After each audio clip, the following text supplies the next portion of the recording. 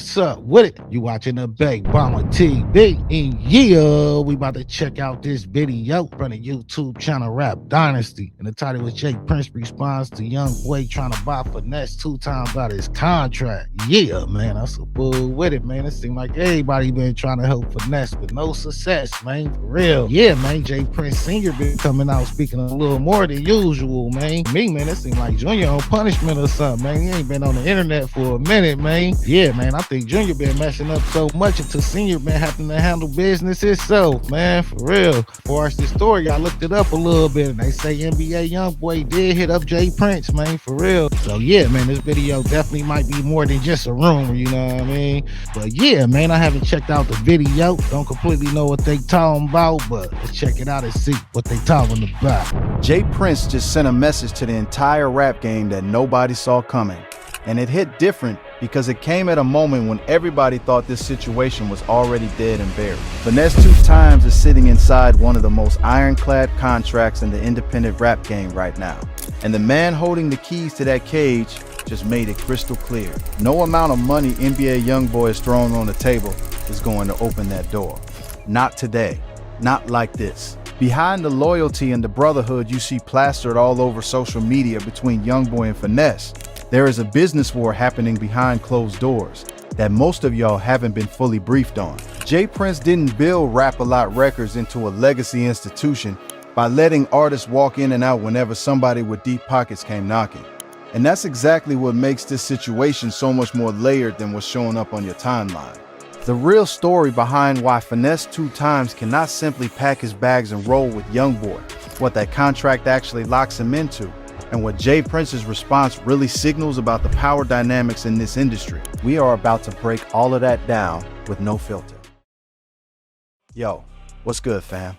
Welcome back to the channel. If you're new here, we get into the real industry politics, the street dynamics, and the behind-the-scenes moves that mainstream media won't sit down and actually explain to you. And today we are diving deep into one of the most fascinating chess matches happening in hip-hop right now.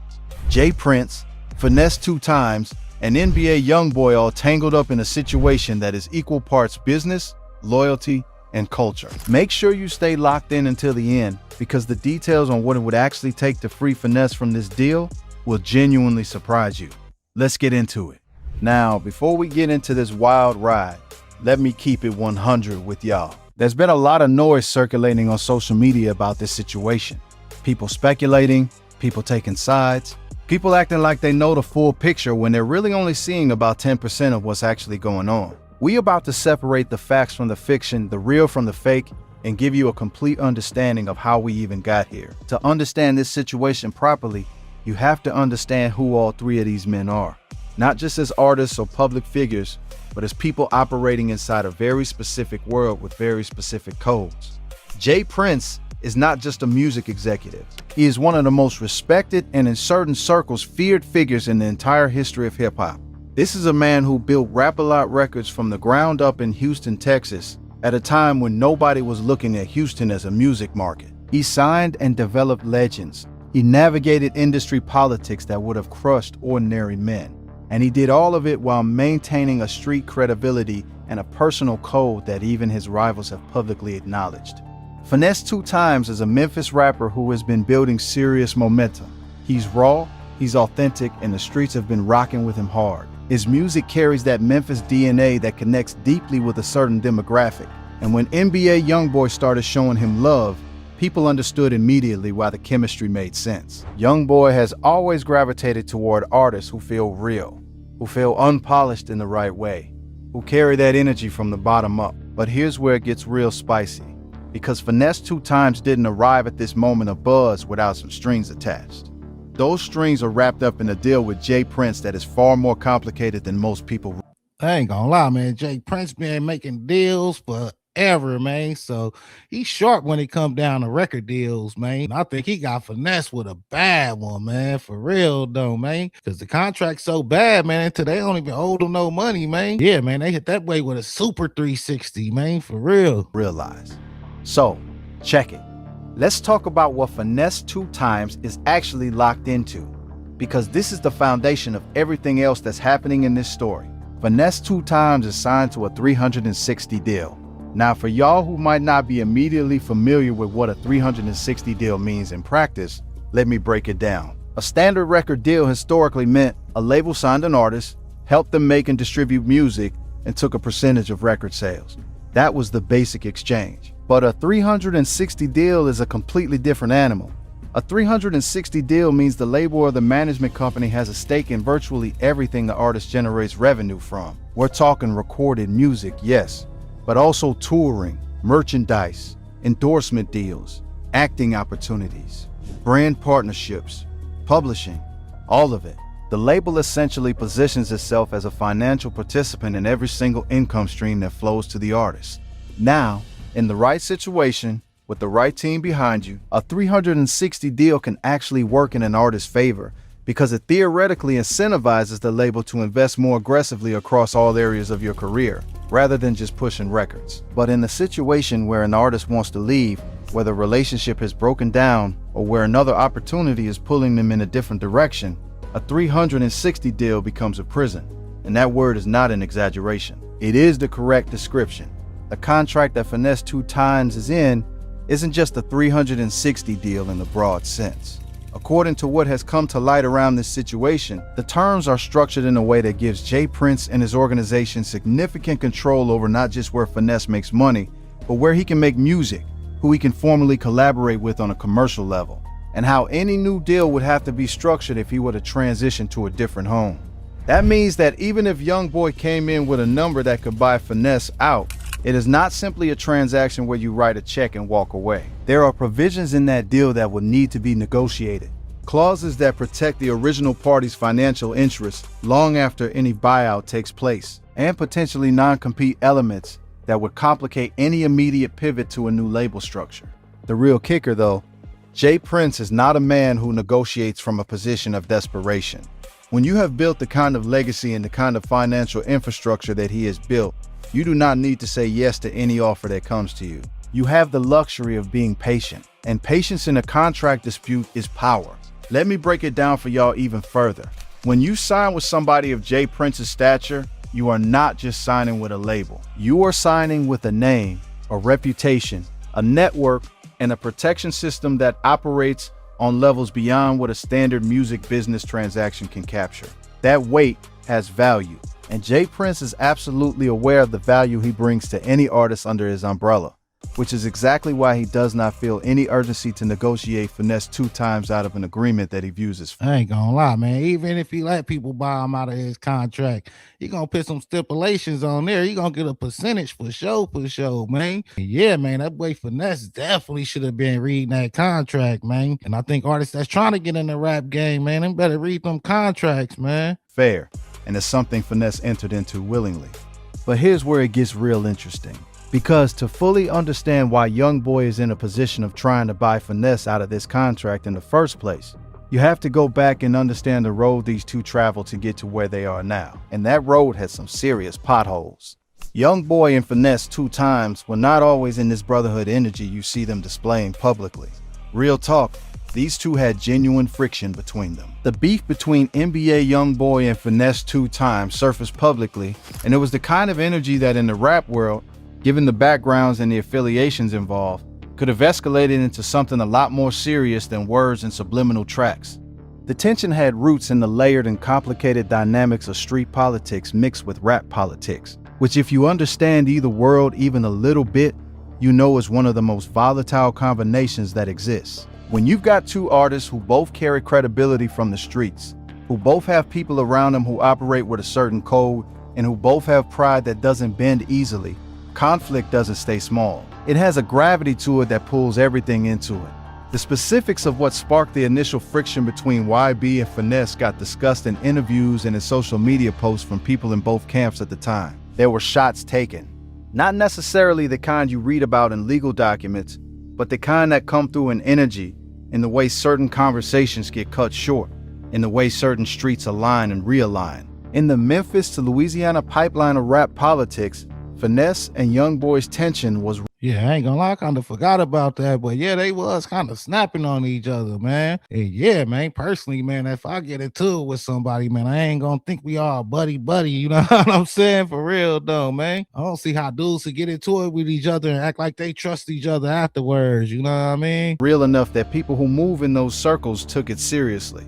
Now, this is where we got to address something that a lot of people skip over when they talk about beefs that end. The ending of a rap beef, especially when it involves men with real street credibility and real street ties, is not simply a handshake and a photo op. The ending of a real beef is a statement. It says something about both parties involved. It says that both men were secure enough in their own position to prioritize something bigger than the friction that existed between them. And that's exactly what happened here. Youngboy and Finesse2tymes squashed whatever was between them. They came back together, and when they did, it wasn't performative. You could see in how they moved and how they showed up for each other publicly that this was a genuine reconnection. Youngboy gravitating toward Finesse and wanting him in his corner wasn't a business calculation, or at least it wasn't only a business calculation. There was a real appreciation there, a real recognition of what Finesse represents as both an artist and a person. And that is precisely what makes the contract situation so frustrating for Youngboy. Because here he has a man he's now rocking with, a man he wants to invest in and build with. And there's this existing structure that is standing in the way of what could be a very powerful professional partnership. That frustration is what drove Youngboy to reportedly make moves toward buying Finesse out of his deal. He wasn't approaching this as a random business acquisition. He was approaching it as taking care of somebody who is now in his circle. In the culture, that matters enormously. That is the kind of move that builds and reinforces loyalty. I ain't gonna lie, man. The whole situation weird though, man. It's like we supposed to forget Jay Prince had violated NBA Youngboy house or whatever, man. Stole her keys and umbrella or whatever. I got your keys and your umbrella, you know what I mean? So yeah, man. Did you even get your keys and umbrella back, man? Trying to get this dude out this contract from this dude, man. Yeah, man. Weird circle though, man. For real though. In ways that nothing else can replicate. Now, let's talk about something that adds another entire layer of complexity to this whole situation. The history between NBA Youngboy and Jay Prince themselves. Because these two are not starting this negotiation from a neutral place. There is history there. And in the world these men operate in, history shapes everything. Jay Prince and NBA Youngboy have had their own tensions that played out in the public sphere. Jay Prince, being who he is in the industry and in the culture, has been a figure who has been involved in or adjacent to situations involving Youngboy at different points. The relationship between an OG of Jay Prince's caliber and a young artist of Youngboy's generation is never simple. There's respect that has to be established and maintained. There are lines that can't be crossed. And there are moments where the business interests of powerful men don't align, which creates the kind of friction that doesn't resolve easily because both parties have too much pride and too much standing to simply fold. The street's been talking about the dynamic between Jay Prince and Youngboy for a while now. Jay Prince has made public statements at various points that made it clear he is not intimidated by Youngboy's reach or his fan base or the resources around him.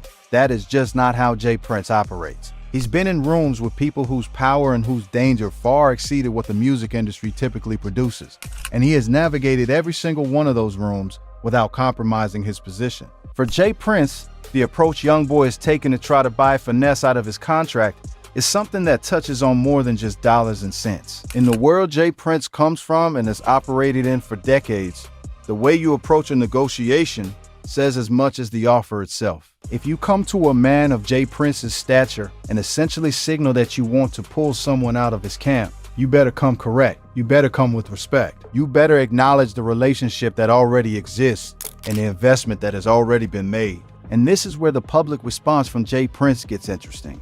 Because Jay Prince coming out and responding to the situation publicly, rather than simply handling it quietly behind closed doors, is itself a message. It's a statement to the industry that he is not going to pretend this isn't happening. And he is not going to allow anyone to create a narrative around this situation that doesn't accurately reflect the terms of the agreement or the respect due to the people who made investments in Finesse2tymes before the— I ain't gonna lie, man. I'm pretty sure Jay Princeton got all his investments back on Finesse, man. Because out of the new rappers, man, Finesse is like one of the bigger names, man. For real, though. So yeah, man, I'm pretty sure he didn't got them investments back, man. But the thing is, don't make me not Finesse friend though, man. So it's all business, you know what I mean? But yeah, man, it seemed like a lot of frenemy energy in this situation. The momentum started building. In the hood, we know that when a man of J. Prince's stature speaks publicly about a business matter, it is not because he is feeling threatened. It is because he is establishing a record. He is putting something on the table that cannot be misrepresented later. He is essentially saying, we all see what's happening here, we all know what was agreed to, and the terms of that agreement are going to be honored. That is a power move.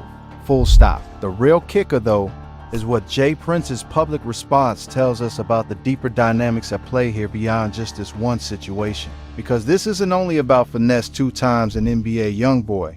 This is about a principle that J. Prince has built his entire career and reputation on. The sanctity of agreements and the respect that is owed to people who take chances on artists before the world catches on. Let me break it down for y'all in a way that cuts through the surface level reading of this situation.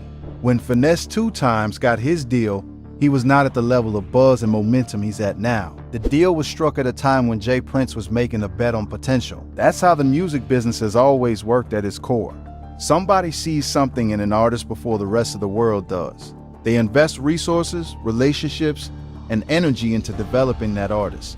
And the deal reflects the risk that was taken. The expectation is that when the bet pays off, the agreement is honored.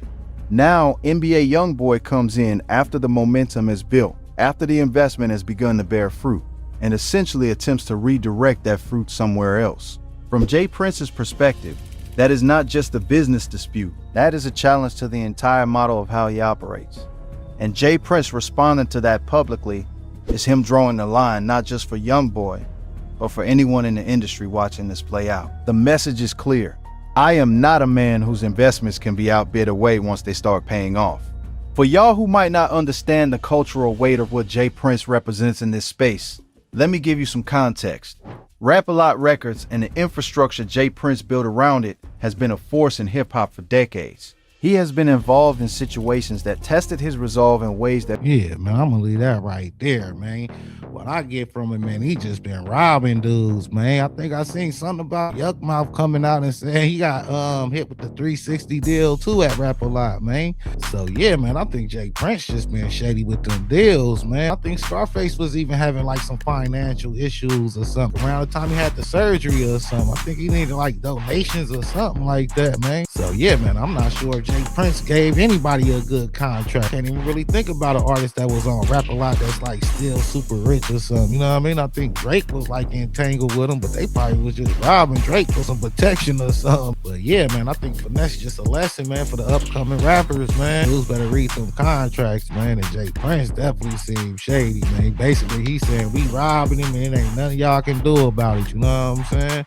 That 360 cold, because man, you can't do nothing without them getting paid or something. Man, he can't even sell a pencil without them getting a percentage, man. Oh yeah, man, they did him, man. The contract's so cold, man, they really don't even owe them no money. I think the biggest problem is the money getting split too much, man, for real. But yeah, man, let me know what y'all think in the comments. Like, share, and subscribe. You watching the Big Mama TV. Thanks for watching. Thanks for supporting. Until next time. All right.